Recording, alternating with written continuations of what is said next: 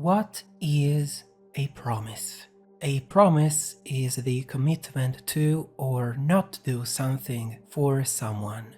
But that's not all. When speaking of promise, we also speak of future, which is why faith comes inevitably into play. Nobody would believe in a promise without having the faith that the other person will fulfill it in the future. From a bigger scope, the Bible is pretty much a promise. The promise that one day, with the Last Judgment, all the dead will be resurrected and judged with perfect justice, entering either paradise or hell. But the Bible is even more than that. It is an alliance between man and God, which the former can happen to violate, but that the latter would never revoke. Or would he? What if the Christian God never parted the waters of the Red Sea for Moses? Or what if he never stopped the great flood for Noah? What if God lost faith in man?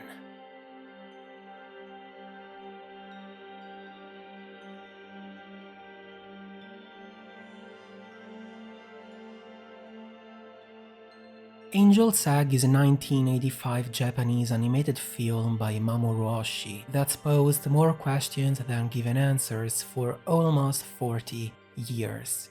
Who, why, and where are we? In a dark and dying world on the verge of being swallowed by rampant shadows and waters, it should come as no surprise that to ask such questions would be very few, if not only one person. A man with no name nor purpose, a man with a single memory of the past and enough reasons to be furious at God. Contrasting his faithless character is a little girl protecting a peculiar egg, out of which she believes an angel will eventually hatch. Deeply marked by Christian symbolism, the movie focuses on these two, who exchange very little dialogue with each other, and when it's not words, it's through gestures that they communicate, like in the opening scene. Telling of their opposite views is the simple articulation of their hands. Firstly, with the girl's act of praying and her gentle movement, as if holding something tight and caressing it, preserving its integrity. Secondly, with the man's violent and threatening act of destruction, foreshadowing a certain event. The egg is the promise of salvation, of a new world yet to be born, but faith is naturally required to believe in such a possibility, which the girl certainly has, but the man does not, and his doubts may not be so unreasonable. In fact, the next scene pictures an egg growing an abnormal bird inside of it. The tree nurturing it is feeding from a ground of color white, which could surely resemble purity, but also, on the contrary, sterility, as if the tree were nothing more than a cancer or a parasite to the earth. But what instills the most fear is the liquefied sky that has taken the appearance of an advancing stormy sea. Now, if the events and their order may seem illogical, it might be because an interpretation of the film believes it to be located inside of a dream. But whose exactly? Well, the host could be the bird. The name of the ominous soundtrack that plays during this scene is Bird's Dream.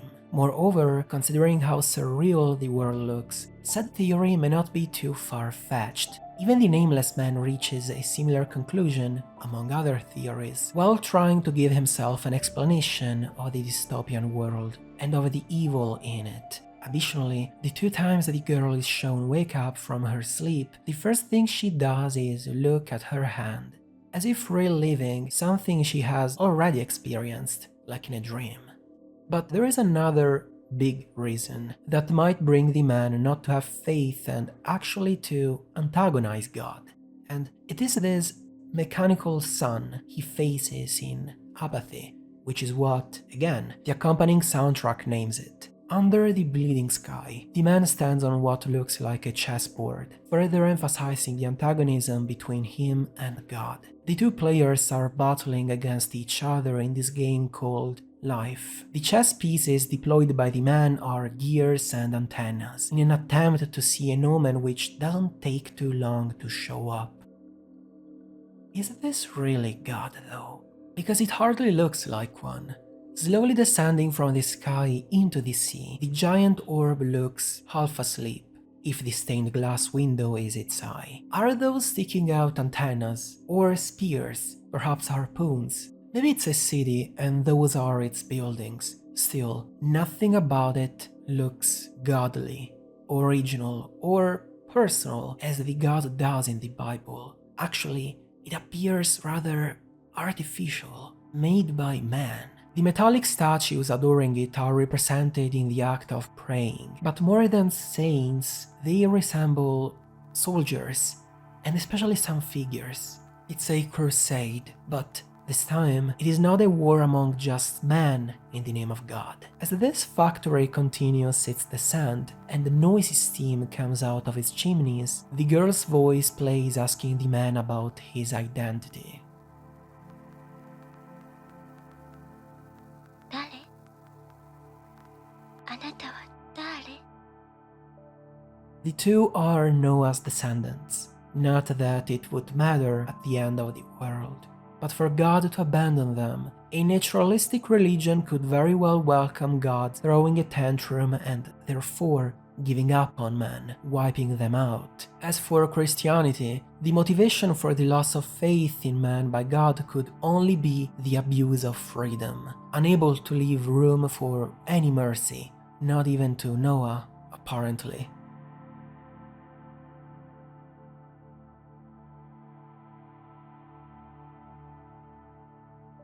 Or maybe it's God's very freedom that allows him to go back on his word freely, and he's simply been misinterpreted all along. Or perhaps he too drowned in the water he sent to the earth. If the mechanical sun is only a red herring, that is. More on that at the end of the discussion. Now, the hand scene is particularly important when it comes to freedom, because it is, after all, the hand to differentiate humans from the rest of the animal world. Sure, thanks to his intellect, mankind has refined its knowledge on the universe, but it's only thanks to the possibilities granted by his hands that man's been able to build and develop civilization. Hands symbolize man's freedom, and with his hands, man can either do good and seek justice, or do bad and pursue evil, if we took a religious approach to the matter. More in general, it's only been thanks to his freedom and the consequent manipulation of nature, its transformation, that humanity's been able to stand above all the other creatures. The mythical and pagan origin of this process dates back to the theft and later gift of fire by Prometheus, who granted humanity supremacy over nature. Similarly, the same happened the moment God entrusted to Adam the dominion of all the creation.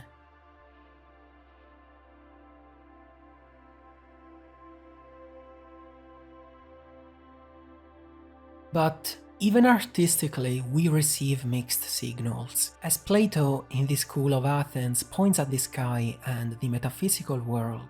Aristotle quickly stops him at the physical dimension, keeping his palm down to the ground, always torn between aiming for the sky and staying firmly rooted to the ground. Man has ultimately favored the tangible world, abandoning idealism and entering a deep ethical crisis. No longer does he believe in the pagan Prometheus, in the pact that is the Bible, or in any other metaphysics. In such a faithless world, man stands alone. His self is all he has, not enlightened by a superior principle. His hand is all he's got to guide himself in the dark, and with it he does not hold an angel's sag, but a cross-shaped weapon.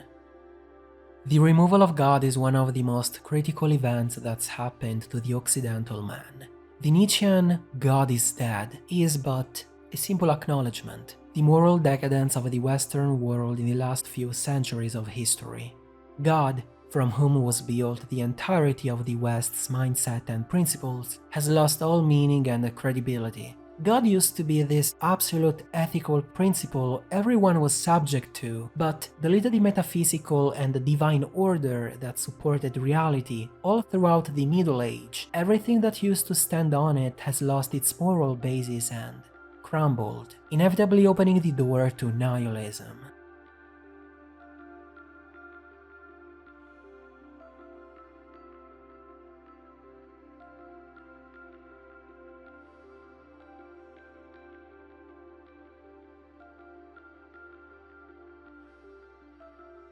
The idea of God is no longer the source of any ethical rule whatsoever. Removed his faith in God, man has also removed the absoluteness of ethics. The death of God is synonymous with the now lost ability for man to believe in any cosmos, order, in any absolute and objective moral rule that may bind all of humanity. The only solution to this is, therefore, the deification of one's own conscience, which is a very evident reality in our postmodern world with its subjective view of ethics, where it is each and every individual, creator of their ethical principles, to define what is just and what is unjust. It is in such a faithless world, of which the unnamed man is an exponent, that the hand is no longer given to the neighbor in the name of a divine value, like fraternity in Christianity, but of a contingent and subjective will that might not exclude pushing the neighbor away. This anti-metaphysical and possibly anti-coexistential attitude is extremely important to understand in view of the certain event mentioned a while ago, where it will be made clear that the neighbor, alterity, the other's world, is often only an obstacle to take down for the affirmation of one's own world. In his absence, man has taken God's place, abandoned the metaphysical world. He has finally been freed and allowed to focus on the physical dimension. Here, mankind finally live rejecting the otherworldliness of Christianity and embrace this worldliness of earth. Man can finally actualize his potentia, his power, which is both invigorating and terrifying. It's time for man to transcend himself and become the Übermensch.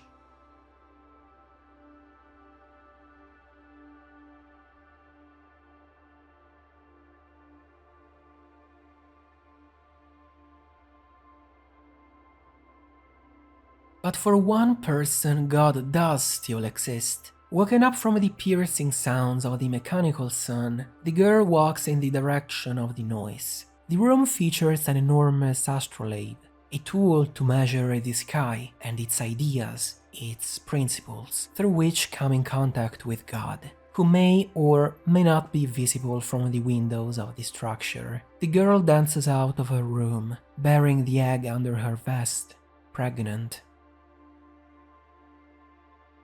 Nature has never looked more hostile. It's a world of shadows and waters animated by a restless wind. But it's not a wind of change, it's a wind of stagnation.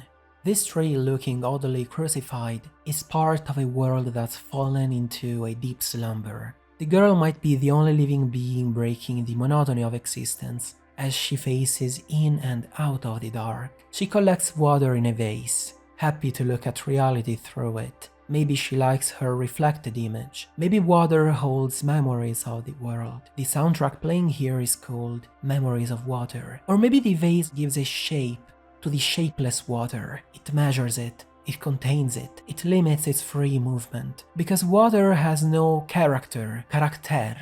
It is not possible to leave an imprint on it, as man can on land. Sure, touching water will create ripples, but those will end as fast as they began. Maybe this form, this geometry, and finiteness granted by the vase gives the girl comfort, a sense, herself.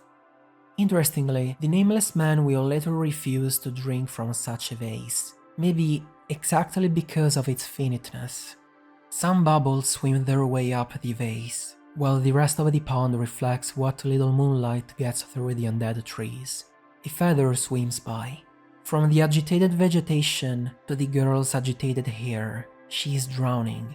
Maybe this really is an oniric dimension. This will not be the only time the girl loses herself in the sensual movements of the water. Perhaps there is something in it that would attract anyone. Maybe there is true freedom in there, or perhaps nothing. But isn't the infinity of nothingness the most complete expression of freedom? Lacking a container to limit it, water swallows everything like a black hole. Water does not in fact know nomos, order and location, because water is limitless. Water is chaos.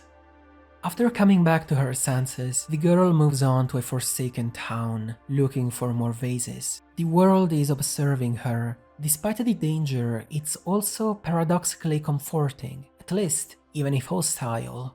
Nature isn't completely inert. It's not dead quite yet.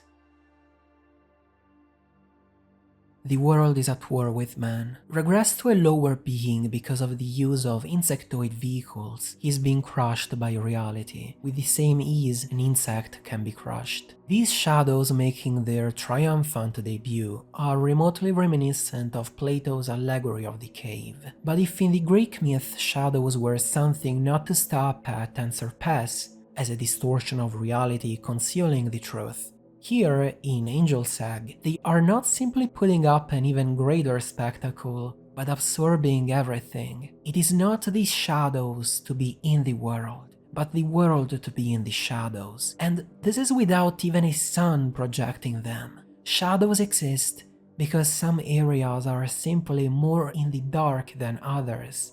The sun is long gone. This isn't just a world at war, but a world in wait, for the egg to hatch, for someone to be back, for the shadows to spawn. どこにもいないのに追いかけたって魚なんかどこにもいないのに As it begins raining and the bell rings, the fishermen start hunting what isn't real just yet, or perhaps no longer. Interestingly, a fish is represented in a church the girl explores at some point. Everything seems to suggest it to be a sacred icon, but the actual fish is nowhere to be seen in the world. Only its shadows are present, and in its endless weight, the faithful fishermen have become hollow, reduced to statues, marionettes. Maybe they have turned into shadows themselves while destroying the world in the process. All for that icon. In wait for something whose only shadow remains. They have become empty. その卵の中には何が入ってるのかな。卵は割ってみなければ、その中に何が入っているのかわからないものだよ。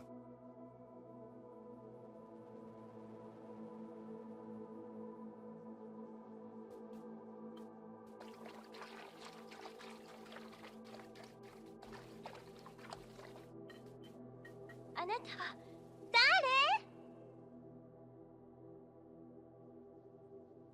The Bible does give an answer to the question, but the one to hold it isn't just absent, he's been killed, and with that, following Christianity, man has denied himself of the absolute. According to Christian theology, God's denial is the same as man's denial. When refuting that sparkle, that primacy which elevates man above everything, man ultimately ends up denying himself, being nothing more than a corpse whose shadow is cast on the ground.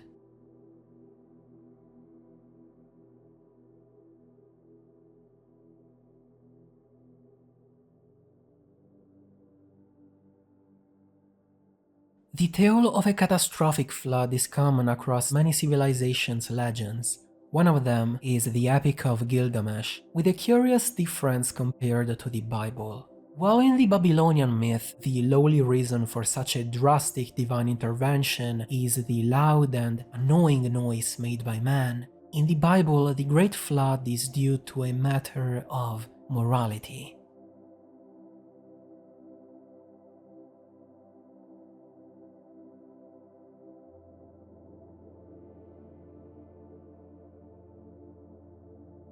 The deluge in the Bible is presented as an event orchestrated by God to eliminate injustice. It is not a destruction, rather a deconstruction that saves the good.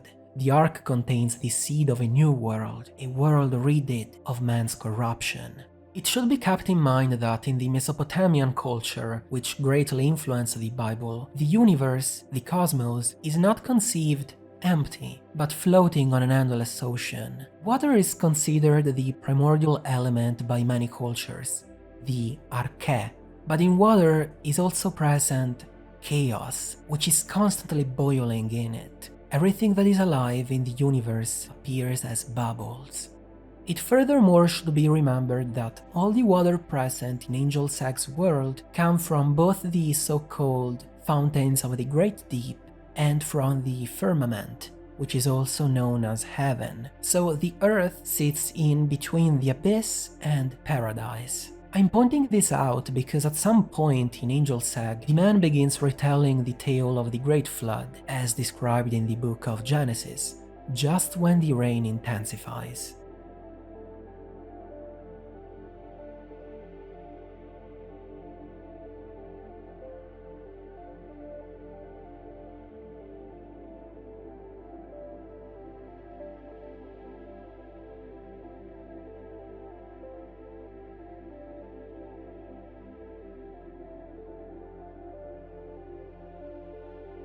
The man's retelling follows the Bible up until a certain point, precisely the moment the mountaintops had become visible again to Noah, who was over 600 years old at the time. As the windows of heaven and the fountains of the deep had been stopped by God, Noah, in our Bible, sent forth the dove thrice, with it returning the second time with an olive leaf in her beak, and the third time not returning at all, signaling the complete recession of the water from the surface of the earth. But the nameless man affirms here that the dove never returned. He wonders where it might have landed, or if it died from exhaustion, or if it was swallowed by water.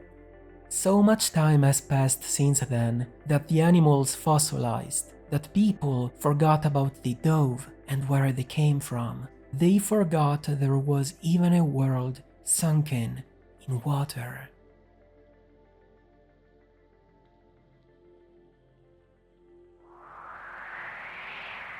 お願い、私の卵に何にもしないって約束して。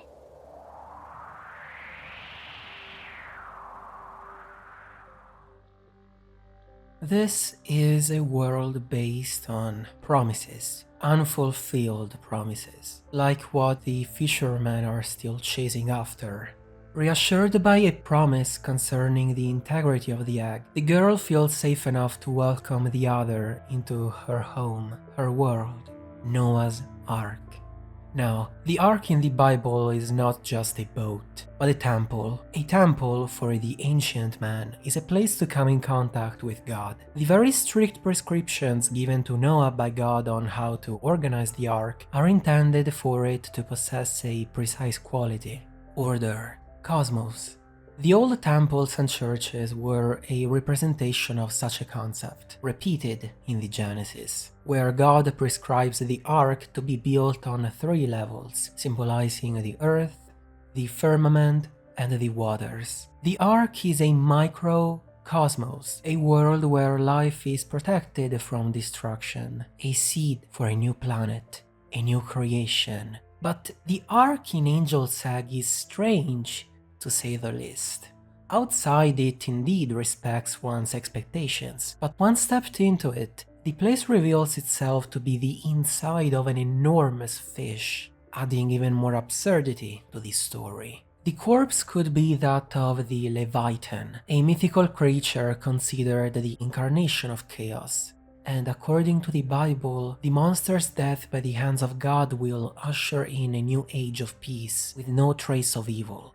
But I'm not sure if this is such an age. Anyway, why all this water? Human comes from the Latin humus, which means dirt, earth. So it's only natural for humanity to be eradicated through a flood and not, for example, an earthquake or a fire, because water is not an element that belongs to us, even if we are deeply connected to it. For Thales of Miletus, the originating principle of nature that can be observed in everything, a principle ungenerated, everlasting, indivisible, and unchanging, the arche, is water. In this school of thought too, water is what the earth is believed to float on. For Carl Schmitt, the difference between earth and water is that the latter is characterized by being limitless, absolute, in one word, free. Following the Dantesque law of retaliation, God uses water to undo man because and thanks to its absoluteness, just as man acted absolutely with his freedom. Fire, air, water, and earth. It is only the last one that man could truly call his own element. After all, Adam was born from it, and the entire existence of mankind is only the continuation of what started with its progenitor, the creation.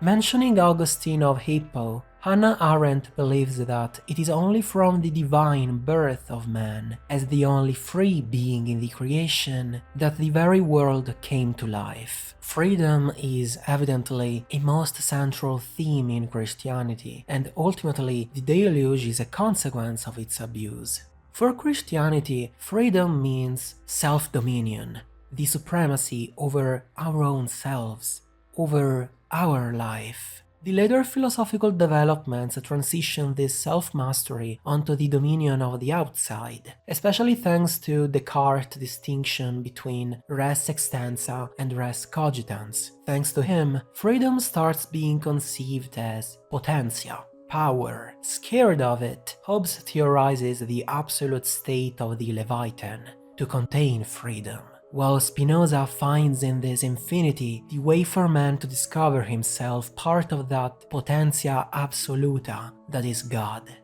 Kant configures freedom as independence. Nobody can force me to be happy the way they want me to.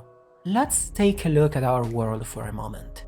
Can I truly, and I mean truly, be free and therefore happy if I have to fight a war decided by someone else or by older generations? In a few words, by someone other than me. What about the public debt that's been on my shoulders from the very moment I was born? It wasn't my fault. Why do I have to suffer because of how ecologically devastated the world is? Why should I suffer because of the deluge? That's what the nameless man wonders. It was not me to provoke that. The list goes on. Ultimately, the final obstacle to take down for the affirmation of myself is yourself. Alterity is what's blocking me from my freedom. But isn't this a self that becomes selfish? Since suppressing the other is not always possible in life, our existence does more than enough to show us how impotent we really are. Man's potentia may only be actualized in death, and this would explain the myriad of nihilistic tendencies present in the contemporary man. To be truly free, we have to be dead, free from even ourself. It is only in death that we may be able to claim true freedom, that nothingness where everything is possible.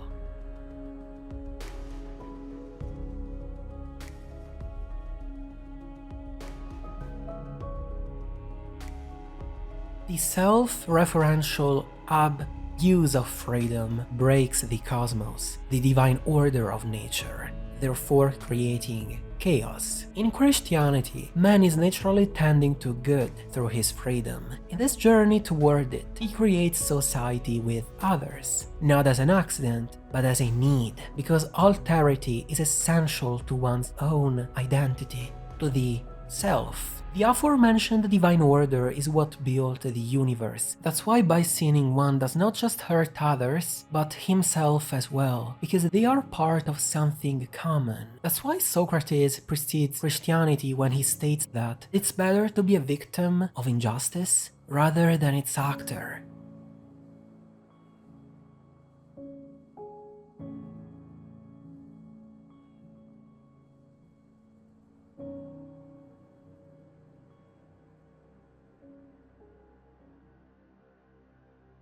Time.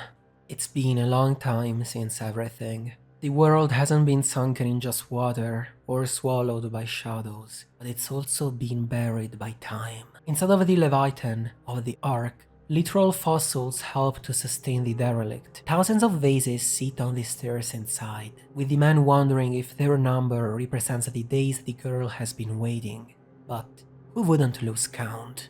It is during the soundtrack Accumulation of Time that the man narrates of the tree growing the still dreaming bird inside of an egg.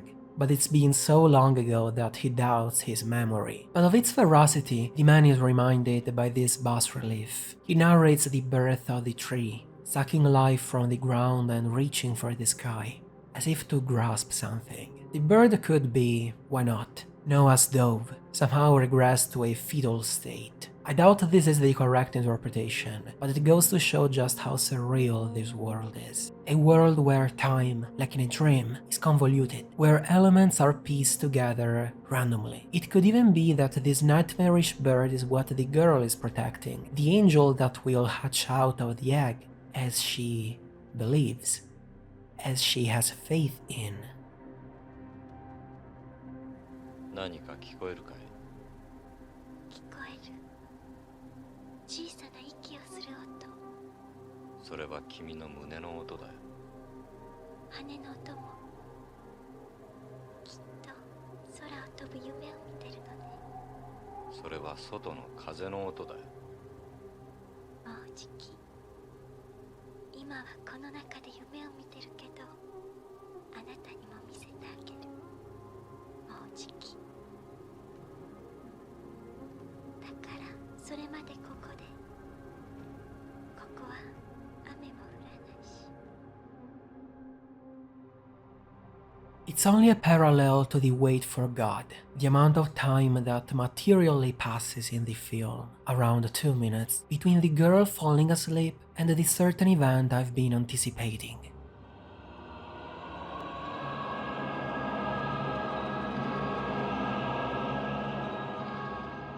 Bear with me, another connection.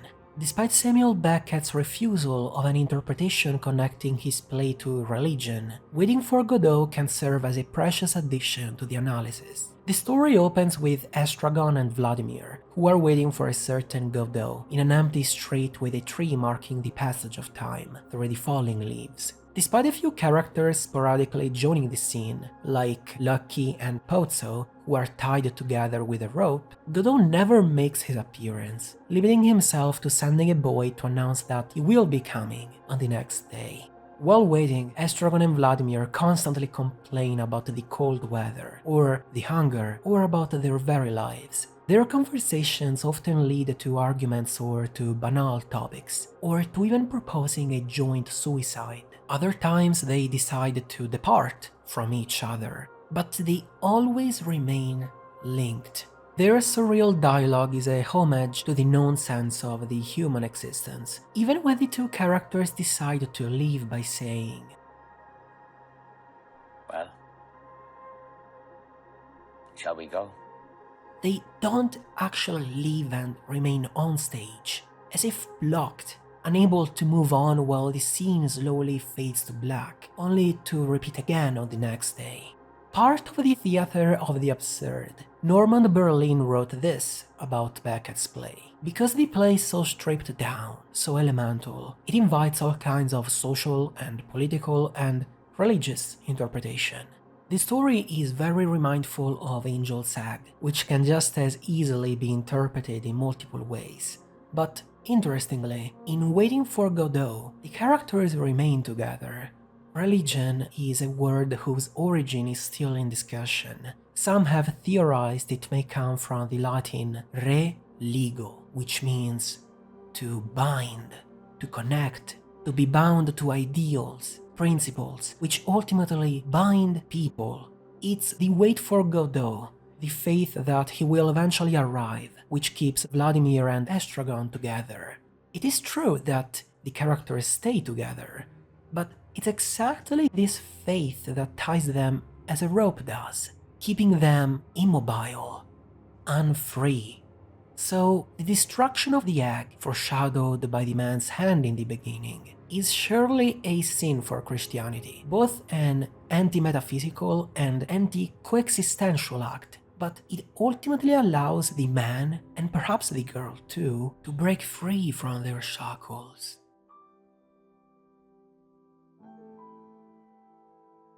The egg was empty. The girl's life was empty. Having shattered the egg, the man did not just break the girl's faith, he broke her too. The Bible compares stealing from the poor, as the man took the girl's world, to outright killing, because what little the weak have is their bread. Even Hegel stated that in his property, there aren't just objects, but his person, his freedom, his world.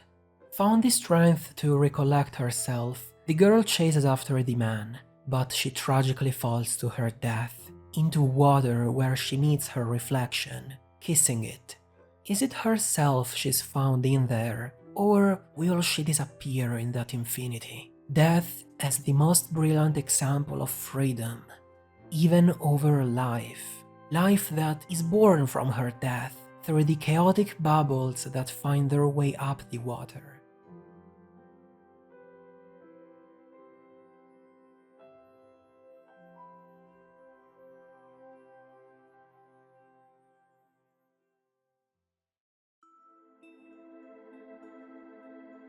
Waiting at the shore, surrounded by feathers and eggs grown overnight across the world, the nameless man confronts the mechanical sun once more, now adorned by the memory of the little girl. In the meantime, the island where the story took place is revealed to be an ark, but turned over, just to throw another absurd element in support of the oniric theory.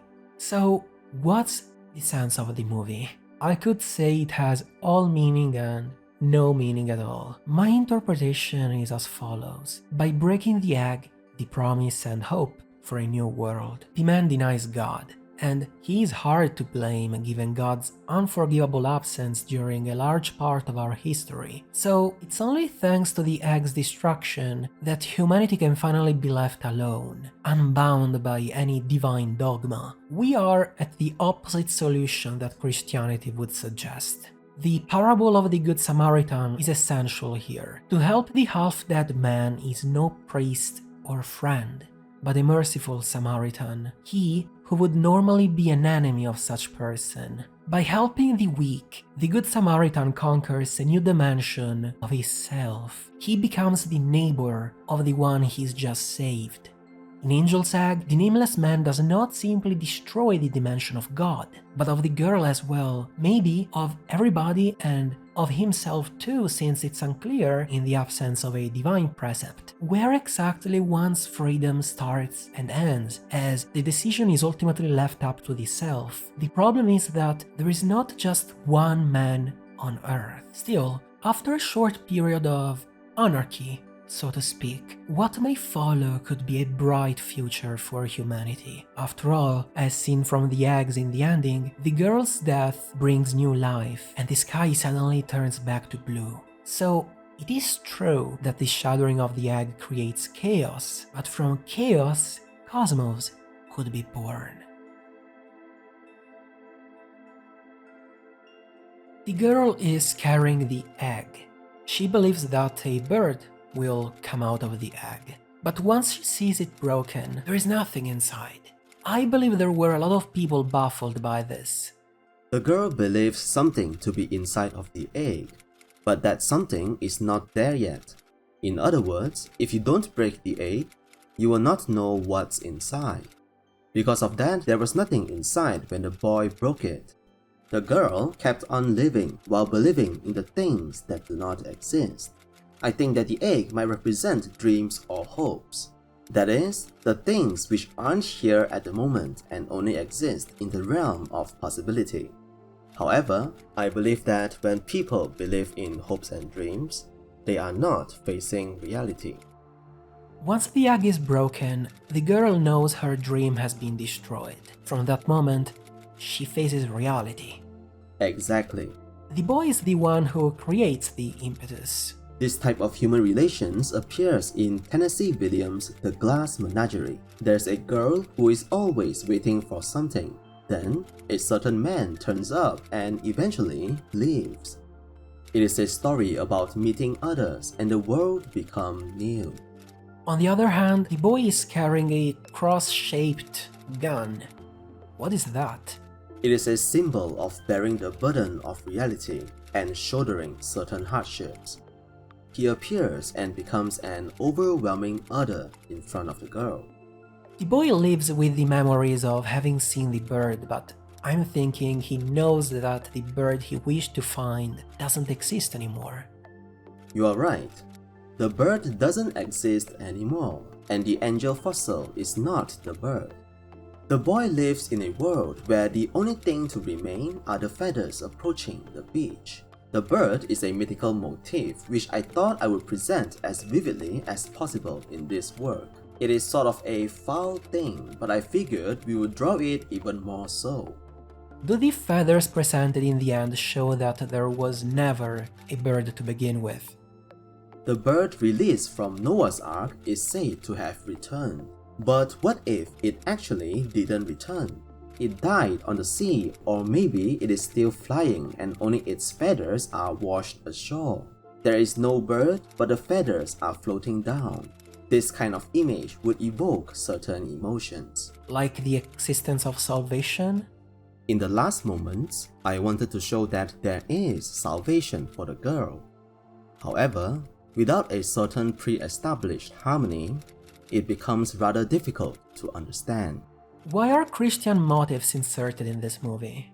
When I make my original works, Christianity always ends up present. Different people have all kinds of backgrounds, and I believe that in my case, it went no further than a Christian world. It is true, however, that inside me there is something like a spiritual emotion, a strange notion of the end. So, you turned it into an abstract setting. I removed any sign of realistic component, that kind of feeling. I think you can call this work a story made right after the future. The last of the descendants from Noah, that girl, meets something that destroys her world. By breaking her shell, she undergoes a transformation which puts an end to her original world. In other words, that world ends with her. Yes, that world in itself was probably something the girl had invented. That world only existed within the girl's scope. I think that if there's a spiritual meaning that can surface in this story, it only appears in that part.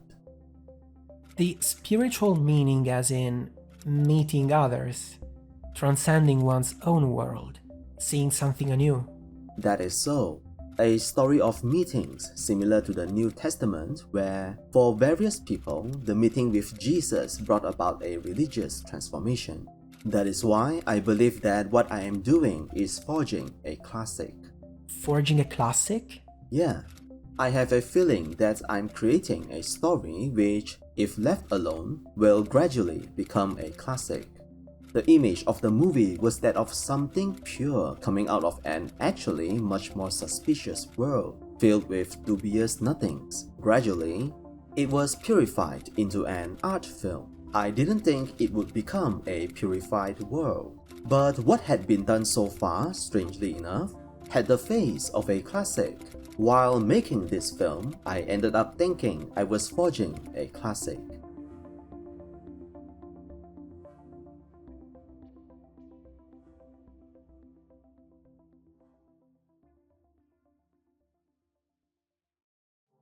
The lack of faith allows man to truly comprehend the absurdity of existence and therefore celebrate it, whereas religion somewhat limits such celebration in view of an afterlife. But the terrestrial existence shows man how impotent he is when being. It could then be possible to be truly free only in death, when non-being.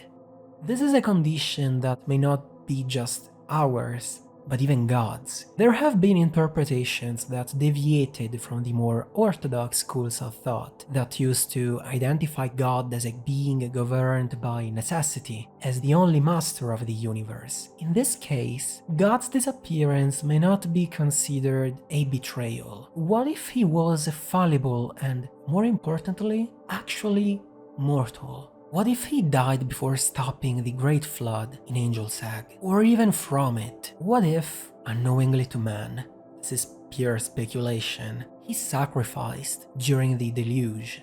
What if even he could not escape nothingness? We might need to rethink God, and the following extract could prove stimulating.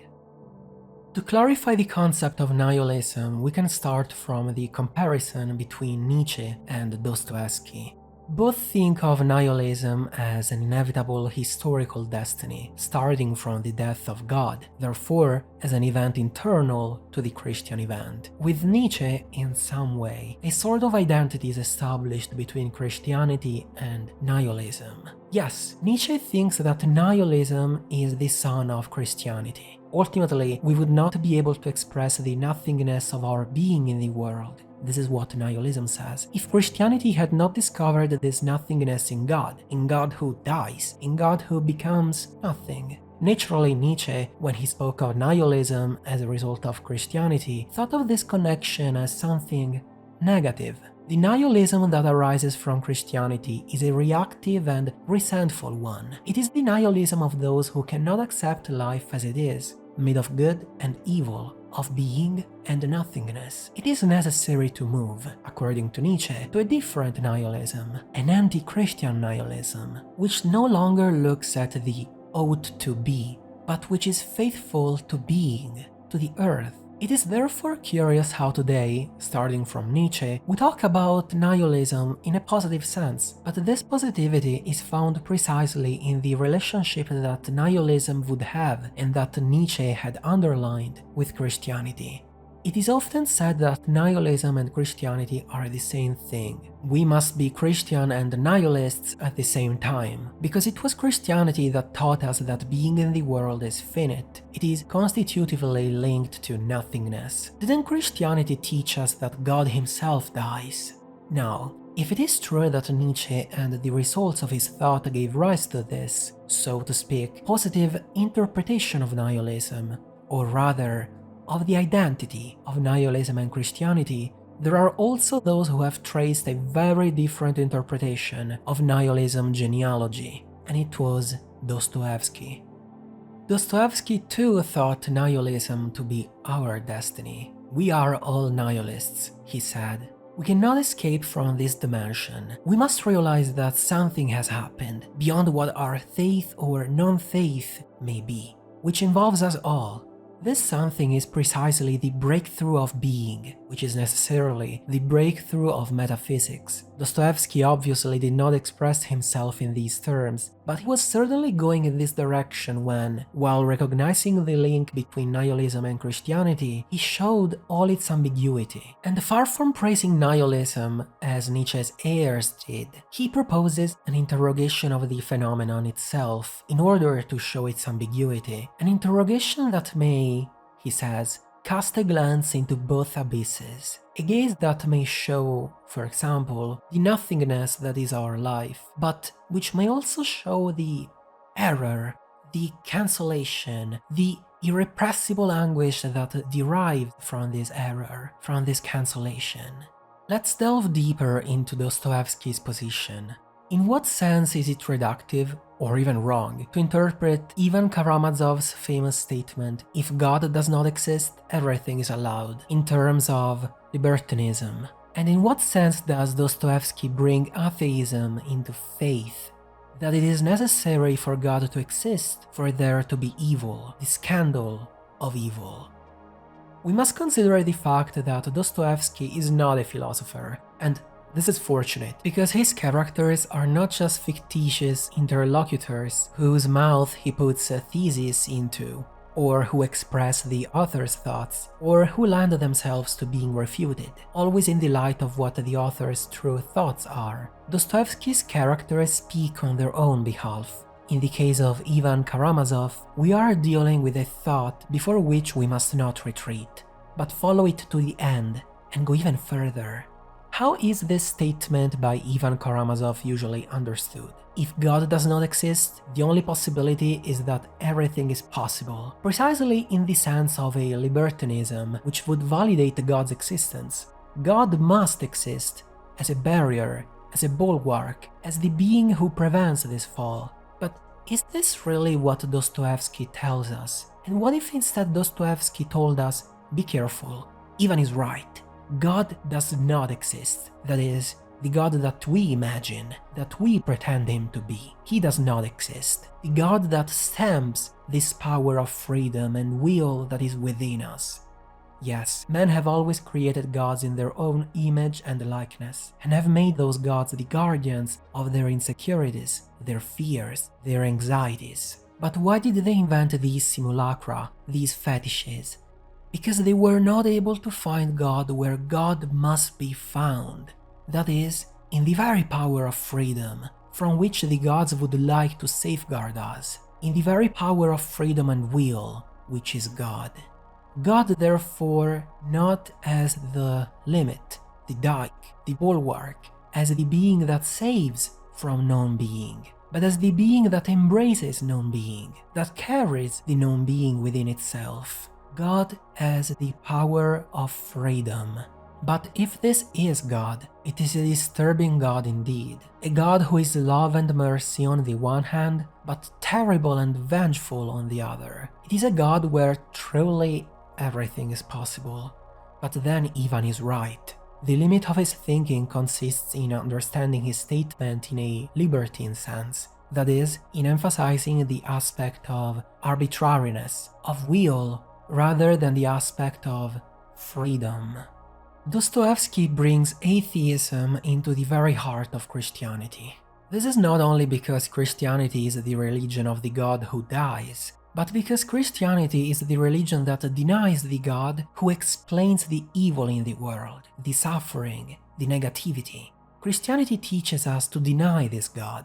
That is, it teaches us that where God was thought of as the foundation, as the one who responds to the mystery and delivers it to a principle of explanation, where God was thought of in these terms, as the metaphysical tradition ultimately thought of him, God, the necessary being, he would have to be denied in the name of evil, in the name of suffering, which it claims to explain.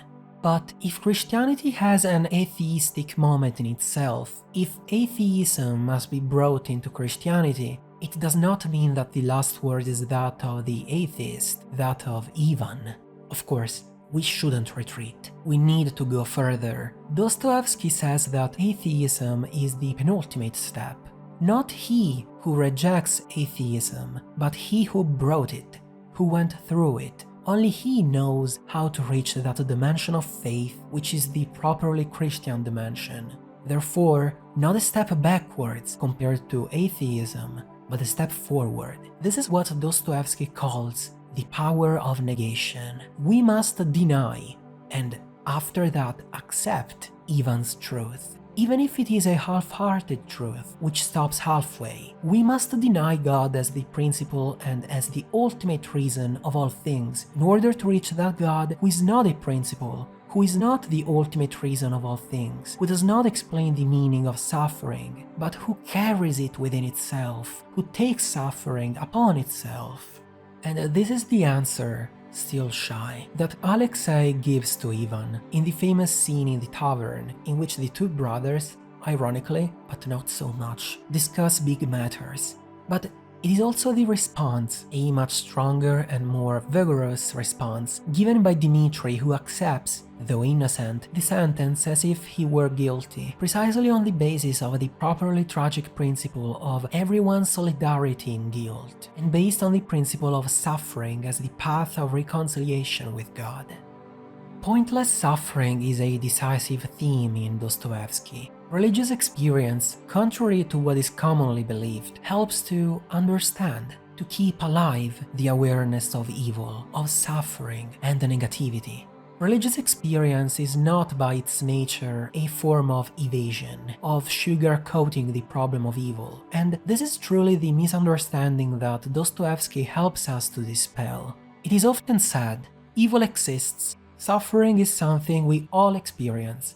Religions are nothing more than devices that man has invented and that he has used to endure, to process the unbearable, to live with something that, if it remained in its state of nature, would not be bearable. But this is not the case. In reality, the supposed state of nature of suffering and evil, that is, the fact that evil has no explanation, the fact that suffering is a sort of legacy which each of us must sooner or later deal with, this idea of naturalness, of a naturalness of the negative, this profoundly irreligious idea, it in reality dilutes the negative, because it delivers it to nature, that is, to a condition which is ours and which we can do nothing but accept. The religious dimension, and therefore the great religions, by elaborating the problem of evil, it is true, they have proposed solutions to this problem, but they have also made it more acute,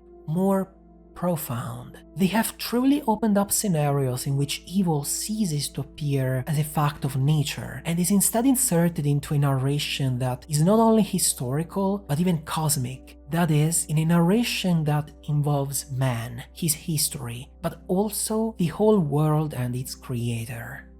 Religion inserts the problem of evil into a narration, clarifying an infinitely serious and difficult problem to resolve. In what sense does Dostoevsky help us understand this? If another paradigm were not even conceivable, a paradigm of redemption, of salvation, radically different from the world, ultimately, the worldly event would be included precisely by that naturalness that was mentioned before, and the fact that we suffer, that we cry out our intolerance towards suffering, in short, the scandal of evil, would not really be scandalous. It would be a fact of nature, but not a scandal. Where does evil appear truly scandalous? Where of evil is asked justification to God. But here is the paradox within the paradox. If God gave reason to evil, God would ultimately be the principle of nature that empties evil of its problematic trait, because then the fact that we suffer would simply be attributable to our blindness. We don't know how to see the reasons why we suffer, but there is God, and God contains these reasons, and when God gave us these reasons, evil would ultimately be nothing anymore, and we would realize that we suffer, and have suffered, only because we were blind. Paradox within the paradox. God, that is, being, the principle on the basis of which only evil maintains its scandalousness, could also be thought of as the principle that removes the scandalousness of evil, because it provides the explanation for it. And so, here is the need to think of God differently. That is, to think of God as the one who does not come to remove or justify evil, but rather comes to save it by preserving it. Here we are in the context of an absolutely paradoxical thought. What does it mean to conserve and at the same time save it? What does it mean to see suffering as the only way for salvation? What does it mean to conceive God as the horizon within which such a thought can be thought? It precisely means offering oneself to those paradoxes which are the paradoxes of religious thought. A religious thought finally freed from its prejudicial metaphysics, the one by which God was ultimately identified with being with necessary being, therefore with the being that gives its own justification to itself and to the world, and frees instead radically alternative perspectives. Nihilism finds its origins, at least etymologically, in the concept of nothingness, a concept that logic and metaphysics have removed. We need to think about nothingness in a different way, and the real alternative, which is an ethical, metaphysical, and theological alternative, is between the ontology of necessity, which dominates the Western tradition, and the ontology of freedom. In what sense? Thinking about nothingness is precisely what, according to the metaphysical tradition, should not be done. It shouldn't be done because it can't be done. To think nothingness is to fall into contradiction. It is to think something, therefore to attribute being to something that is not. To the extent that I say that nothingness is not, or that non-being is not, I already enter into a contradiction because I attribute something, even non-being, to something that absolutely is not, to non-being itself. And now the profound idea, the idea that lies at the heart of the thought of Parmenides, the true father of metaphysics. You will not think nothing. This interdict, this prohibition to think about nothingness, we find it gradually throughout the history of philosophy. We find it in Plato, who commits, as he himself says in the Sophist, a parricide, because he tries to think nothingness. He introduces nothingness into philosophical discourse. In reality, Plato demonstrates the impossibility of thinking of nothingness as nothingness. Nothingness can only be thought of as fiction, only by analogy. It serves to explain what we otherwise could not explain, that is, multiplicity, therefore, ultimately, becoming. Where instead a true ontology of nothingness exists, it exists as a transgression of the Parmenidean interdict. We can reconstruct this ontology of nothingness through some traces. Nothingness is the great repression of the history of Western philosophy, and therefore it is clear that the ontology of nothingness can only be sought in the marginal episodes of this history. It only left traces, but the traces are incredibly revealing and allow us to meet authors who perhaps we would not interpret in this way, but who must be interpreted in this way, such as Plotinus, who believes that nothingness is beyond being. Indeed, it is its foundation. Non-being is the foundation of being, and therefore it converts being into freedom. We will find this same idea in the mystics, who come to identify God with nothingness, and we will find this idea in the romantics, who will try to elaborate a real ontology of freedom, that is, a conception of being as freedom rather than necessity, on a static basis.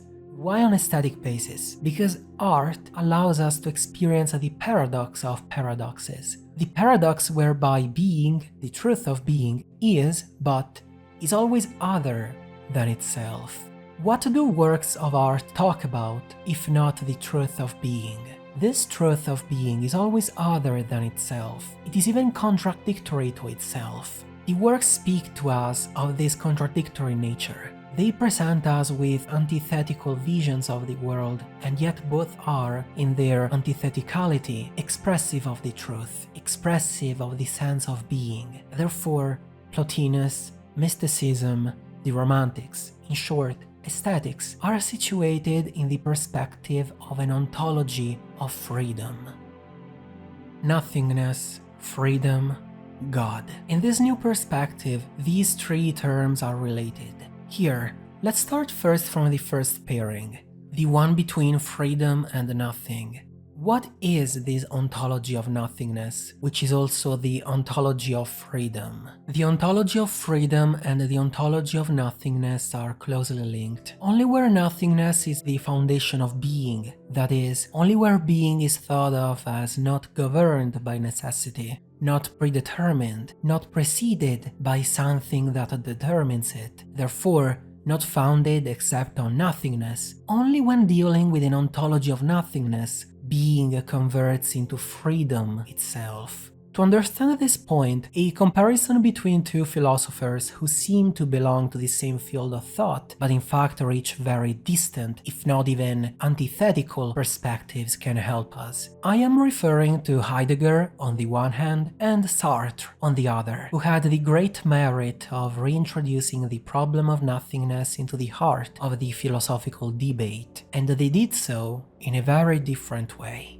I will limit myself to a schematic description. Heidegger starts from nothing, and that is from the fact that nothing is this sort of primary evidence, of primary experience that we have, the clear night of nothing, he calls it, in which our life reveals itself for what it is, destined for nothingness, marked by nothingness and negativity. All our projects, our very being, are linked. They come from. They cannot be understood unless starting from nothing. To Heidegger, nothingness as primary evidence converts being into freedom, precisely because being founded on nothingness, has nothing other than nothingness itself that determines it, that forces it to be, that makes it be what it is. As it is founded on nothingness, as it is founded on this primary evidence, being finally reveals itself. And it is this that the clear night of nothingness reveals precisely as freedom.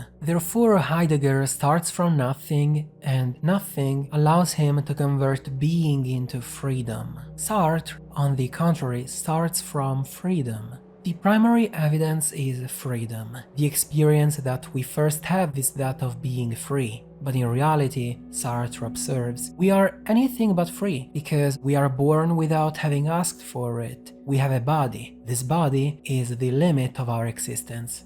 Indeed, our very existence is predetermined. And yet, says Sartre, we are still free, even towards our body. If we have it, it is because we wanted it. In fact, we may not want it, or we may deny it. There is still suicide after all. Therefore, even in the most ironclad determination, the one that makes me what I am, I was born here rather than there, I was made like this rather than in another way, even in the most ironclad determination, the root is freedom. Therefore, freedom is the primary experience. But if freedom is the primary experience, freedom converts being into nothingness, because whatever I do is justified. It is justified by me, that is, by no one, that is, by nothing. Nothingness is the outcome. Therefore, whether I, as he says in a famous phrase with which being and nothingness ends, whether I lead armies, transform states, pursue sublime ideals, or get drunk in solitude is the same. It is the same thing. Precisely because freedom converts being into nothingness. Freedom is the fundamentally arbitrary root of being. So, being, whatever ultimately comes into the world, ends up being the same as everything else. Here is a double scheme, a different scheme. Two possible forms of ontology of nothingness. In Heidegger, nothingness, as primary evidence, converts being into freedom. In Sartre, freedom, as primary evidence, converts being into nothingness. On what basis can a true ontology of freedom arise? On Heideggerian basis precisely, because we have seen how Heidegger starts from the ontology of nothingness and arrives at an ontology of freedom, whereas in Sartre we have the opposite movement, and therefore the destination is the ontology of nothingness. Let's delve deeper into the other relationship, that between God and nothingness. Nothingness, denial, is located not only within the Christian experience, the experience that God is dead, that he is absent, that he does not save, but it concerns divine life itself. Nothingness is present in the divinity itself. It is a threat that passes through God, the impossible God of the old metaphysics. The metaphysical tradition has taken away nothingness from God, but as we have seen, there is another tradition, the mystical tradition, and also the aesthetic tradition, which have instead reintroduced nothingness into God. About the mystical tradition, here we could recall the Kabbalistic idea of Tzimtzum, that is, the connection that binds God and creation. Tzimtzum means the withdrawal of God. God creates by withdrawing, letting the world be. But this word of Jewish mysticism is the same word that Plotinus, father of Christian mysticism, used, he who was not a Christian. The poietess, the demiurge, in other words, God, creates the world by letting it be. And therefore, the Kabbalists were right to say that this letting be, but this letting be means letting it be in its freedom, therefore freely letting it be in its freedom. This gesture is only possible through a withdrawal, a non-being of himself, in some way a coming to terms with the denial of the self, and therefore a coming to terms with nothingness. even more radical than the Kabbalists and Plotinus, paradoxically more radical, were certain theologians, one in particular, Bovillo, who expressed this relationship of God with nothingness in a very brilliant way. Bovillo is a theologian who lived in the 16th century and wrote Liber de Nihilo, Little Book on Nothing, which deserves to be revisited. In it, Bovillo wonders, if someone saves us from nothing, who could this someone be if not God? We know we have to die. We know that our life is destined to end, to fade. If ever someone will save us from beyond this sunset of ours, this shipwreck of ours, who, if not God?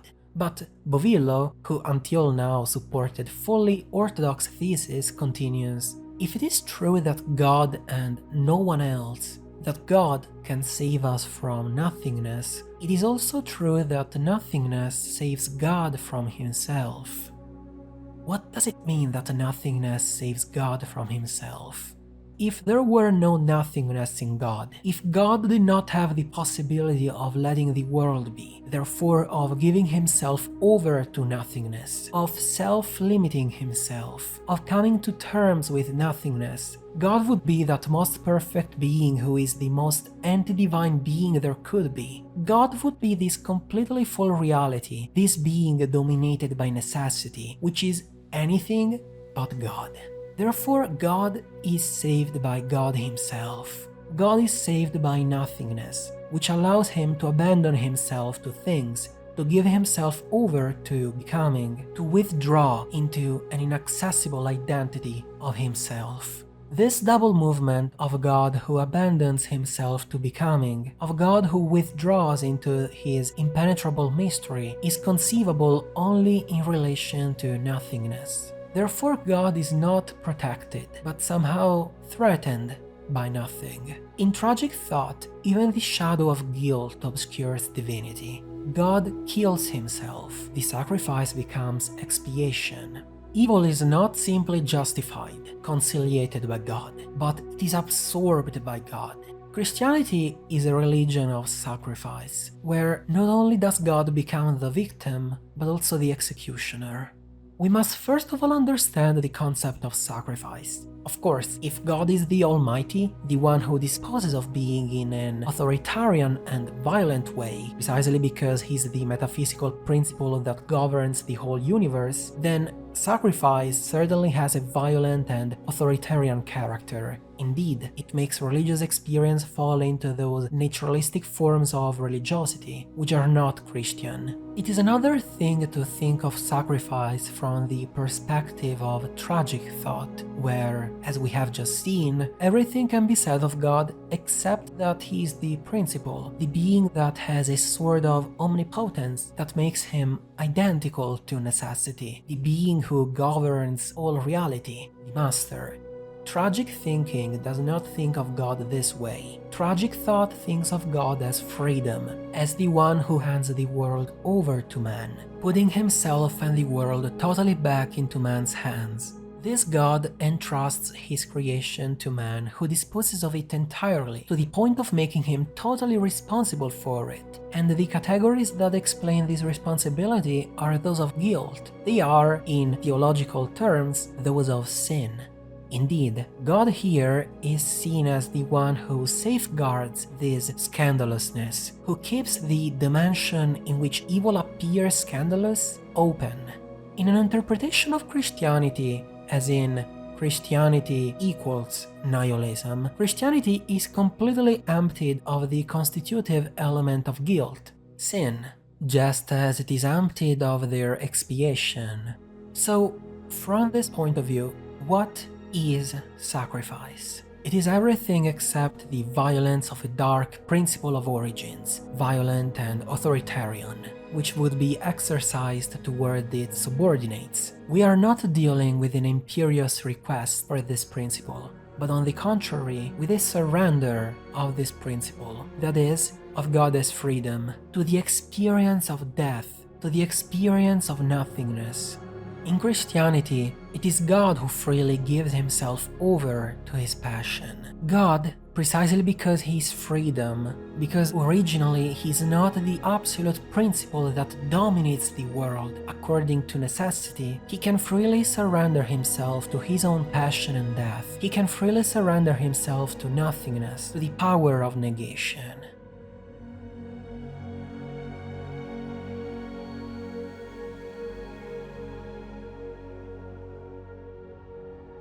God is dead, and he's been so for a while. This is, in a few words, where the various authors set up their interpretations from. What differs is the meaning and cause of God's death. In our timeline, it was a sacrifice, as explained in the extract, whereas in Angel Sag, God may have succumbed to nothingness, even though such an event could not have happened at a worse time. Or he may have willingly surrendered to death, just like in a sacrifice, entrusting everything to Noah, or he may have maliciously disappeared. The circumstances of his withdrawal from the world remain unknown. One thing everybody can agree on: it is only in death that we may finally have our questions answered. Only then will we be free, in God or from God, and perhaps from ourselves too.